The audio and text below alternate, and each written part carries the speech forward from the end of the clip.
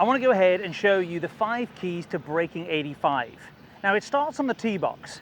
A lot of people think that to get down under 85, maybe even to break 80, the goal is, can I hit driver further down the fairway? Can I get my big dog in play? But to me, the error that comes for that person that's shooting 89, 90, 91, 92 is they're taking driver too often and they're actually not putting it in play.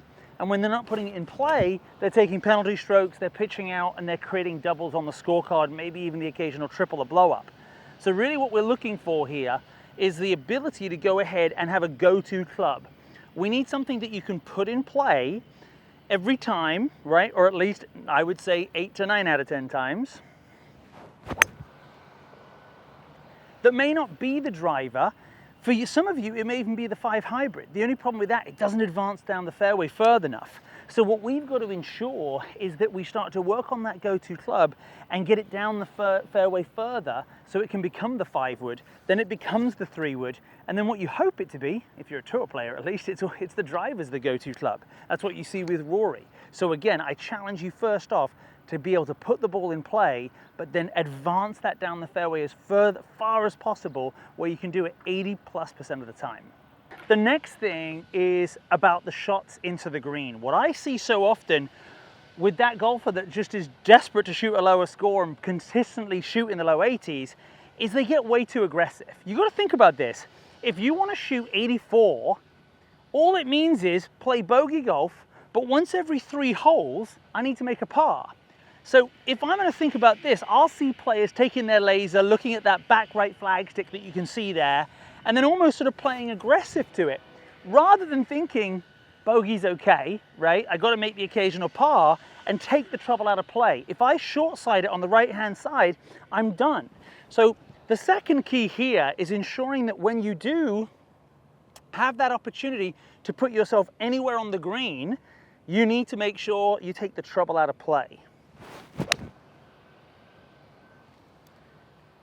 Now, funnily enough, I went ahead and blocked that one to the right, and I've actually got up pretty close to the flagstick. But my target is down that left side, take the bunker out of play, take the trouble out of play on the right, so then I'm in a position to at least 2-putt, at worst chip, and then go ahead and hopefully have a 1-putt. Maybe I make that 2-putt. So think about this. It's about not playing so aggressive. We're not trying to shoot 75, we're trying to break 85. So the third thing that I see from amateurs who are desperate to try and break 85 and possibly even break that 80 mark is they take shots that are out of their pay grade. You see, instead of simplifying and taking the putter, they've seen the tour player on the weekend hit the little flop shot that lands on the green and releases. Well, that's great. And if you wanted to maybe, be a tour player, you could do that. But to me, take the big error out of play. I hate seeing people chunk it right in front of me. I hate seeing them blade it. From here, if you were to just take 3 putts from right here, the worst you're gonna do, I don't even have to try and it's gonna run out of there. So what I wanna do is prove it to yourself. Go ahead and hit three shots with a putter and then 3 shots with a sand wedge and just see what the difference is. Because again, I can now make this putt with a sand wedge.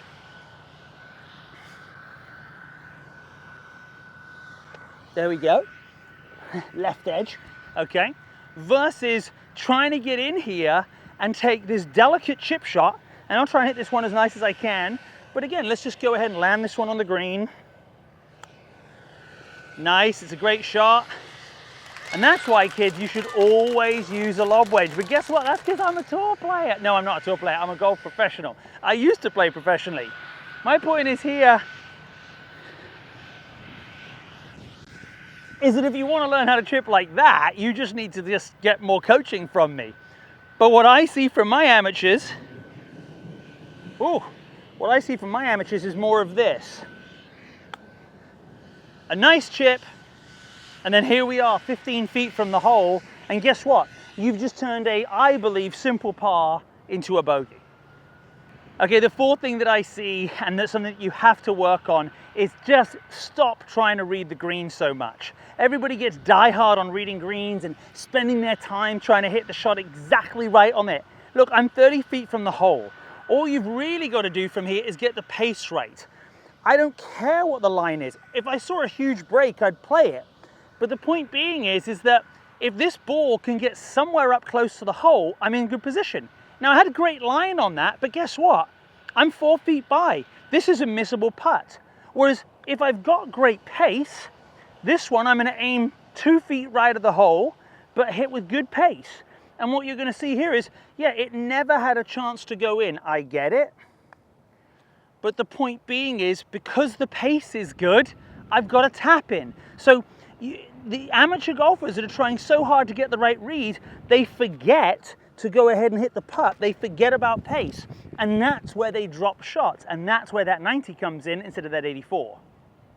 Here on number 5, the key thing that I would say for all of you is that amateur golfers don't actually take enough time on short putts because they rarely read them. This is where I actually want you to read greens, because that hole is only 5 inches wide, right? If I miss it, it's not going in. So I want to make sure I get the right read. So I would take a little bit more focus on these short putts. Take your time and pick the smallest spot in the back of the cup and make sure that you're going ahead and getting committed to making a good stroke. I see so many amateurs walk up to the hole and sort of, oh, I'm just going to finish this one off and miss it. Now, some of you go ahead and put that down on the scorecard as a 4 when you know it was a 5. My thing is, take your time, and I would like to see at least 25% of your practice be within 4 feet of the hole, because these are the ones that count. Because when we start to talk to you about consistently breaking 80, you no longer get to miss those putts. Okay, so let's go through the 5 things on how you can consistently break 85. First thing just to remember is you've only got to go ahead and make bogey, and on every third hole make a par, and you're going to shoot an 84, right? So to me it's not about hitting driver off the tee and hitting as far as you can. It's about having your go-to club put you in a position to score. Hopefully that's your 3-wood. Maybe it's your 5-wood or your 5 hybrid. But your goal is to consistently push the ball further down the fairway, but making sure that you're hitting it straight and in play. Second thing is, as we hit into the greens, you don't need to be aggressive. You don't need to go at flag sticks, go at back pins. If there's a front pin, don't take 10 yards off. Hit it to the middle of the green and have a 30-foot putt. A putt is easier than leaving it short in the bunker. So stop playing so aggressive into the greens. Number 3 is, don't hit shots over your pay grade. If you can putt, putt. If you can chip, chip. If you can have a basic pitch, pitch. If you have to hit a lob shot, hit a lob shot. So many people are hitting lob shots when they really actually could just go ahead and bump it with a 7-iron, or putt it, or hit a chip shot, a basic shot. You've then got pace. On the green, stop overreading the greens. Just focus on getting the pace right, and you're going to become a much better putter, and you're not going to miss putts, and you're not going to have 3 putts. And then finally, it's that putt inside of 4 feet. Take the time to line it up. Take the time to read the putt, and make sure you put a confident stroke on it, and make sure 25% of your practice time is inside 4 feet of the hole, because that's what's going to help us to break that 80 mark.